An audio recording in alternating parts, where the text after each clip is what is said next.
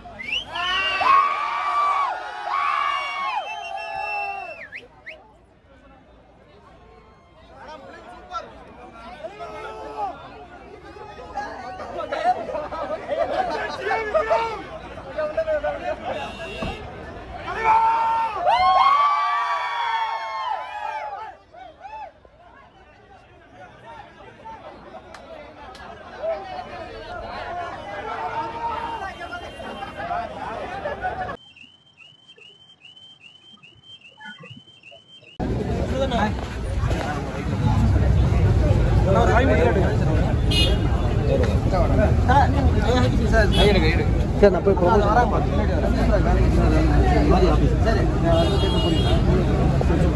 Ravi sir by by அண்ணன்